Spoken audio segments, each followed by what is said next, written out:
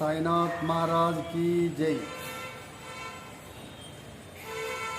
నేను శివసాయి బాబా గారని ఇక్కడ కదరి ఒక పర్యాటక కేంద్రము దైవస్థానం ఉండేటువంటి లక్ష్మీ నరసింహస్వామి దర్శనార్థం కొరకై మరియు ఈ చుట్టుపక్కల ఎందరో మహానుభావులు మాతాజులు మందిరాలు ఇక్కడ ఆధ్యాత్మికం అనేటువంటి దానికి చాలా పేరుగాంచిన ప్రదేశము కదిరి ప్రాంతము.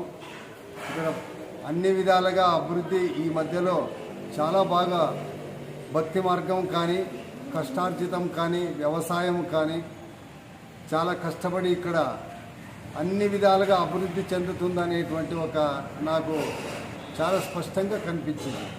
ఆ కార్యక్రమానికై దైవ దర్శనానికై కర్నూలు కాల్వబుగ్గలో ఉన్న మా ఆశ్రమంలో షిరిడి బాబా మందిరం నిర్మాణం చేశాం.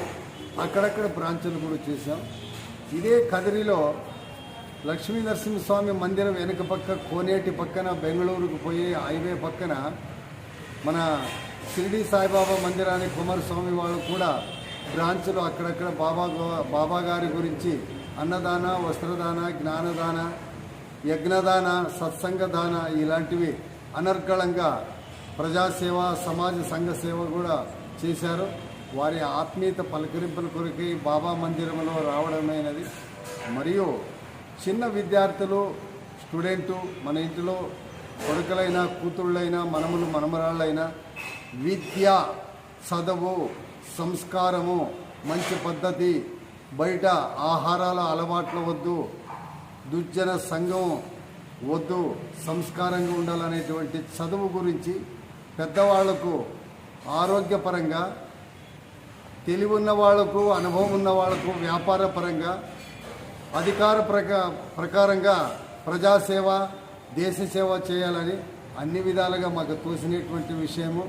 మరియు ఆరోగ్యపరమైనటువంటి ఆహారం ఎలా పూజించాలనేటువంటి పద్ధతుల్లో మాకు తోసిన అనుభవాన్ని, భగవద్గీత అనుభవాన్ని, సాయి చరిత్ర అనుభవాన్ని, భాగవత అనుభవాన్ని, భజనలు, అన్నదానములు, సత్సంగములు, అక్కడక్కడ మనది మన దేశమంతా ఒక్కటే అనే ఒక భావనతో మనం సనాతన ధర్మాన్ని బోధించడానికి, సద్బోధన తెలపడానికి, ఎవరికి ఏ మూఢ నమ్మకాలు కాకుండా, అపనమ్మకాలు కాకుండా, మోసానికి బలి కాకుండా ధర్మాన్ని నమ్మండి.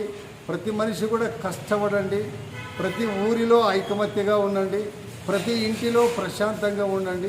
ప్రతి హృదయంలో కూడా దైవ నామస్మరణతో మీకు తోసిన సేవ, సమయం దొరికినప్పుడు ధ్యానమో, జ్ఞానమో ఇలాంటి ఒక జీవనాన్ని మానవుడు సాగించాలని, ఆ పద్ధతుల్లో ఉంటే మనకు కొండంత బలము ఉంటుందనేటువంటి భావనాన్ని మనం బోధ చేస్తూ, అంతా ఒక్కటే, అందరికీ దేవుడు ఒక్కటే, అందరిలో ఉన్న ఆత్మ ఒక్కటే, దీనికి మాయలో పడి, మమకారంలో పడి, మరుపులో పడి, నీకు నీవే నాకు నేనే, నీకు నీవే నాకు నేనే అని అన్ని విధాలకు కూడా వేరే విషయాలని, వేరే వేరే వ్యవహారాలను మనము కలుపుకొని దూరం అవుతున్నాము.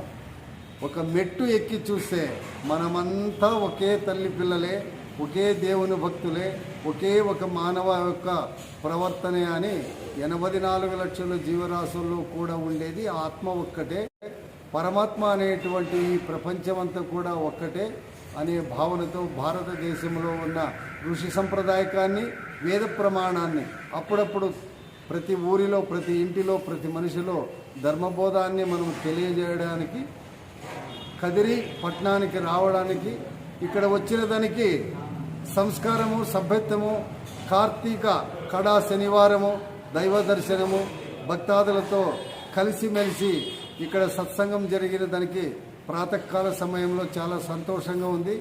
మరలా అవకాశం ఉంటే, కలిసి ఉంటే కలదు సుఖము. ఏదైనా మీకు సలహా కావాలన్నా మా దగ్గర ఉంది. ఏదైనా మాకు ఒక మనశ్శాంతి కావాలంటే మీలాంటి సద్భక్తులు ఉండగా గురువుకు విలువ, గురువు ఉండగా శిష్యవర్గానికి విలువ అన్నట్టుగా మనము ఆ భావనతో పోతే గురువునైనా, ఒక ఉపాధ్యాయునైనా, సహాయం చేసేవారినైనా, వైద్యులనైనా, సంగీత పురుషులైనా, ఆధ్యాత్మిక వారైనా అలాంటి సత్పురుషులు సాంగత్యం చేసి దురాలవాట్లకు దూరం ఉండి భక్తి జ్ఞాన వైరాగ్యము కలిగి బ్రహ్మముహూర్తంలో మేల్కొని ఖర్చులు తక్కువ చేసి ఆచరణలో ఎక్కువ కాలం మీరు గడిపి ప్రతి ఇంటిలో ప్రశాంతంగా ఉండి వాదభేదానికి దూరం ఉండి సహనము ఓర్పు నవ్వుతో జీవించండి, ఆరోగ్యంతో ఉండండి, ఆర్థికంగా మీరు ఆలోచించండి.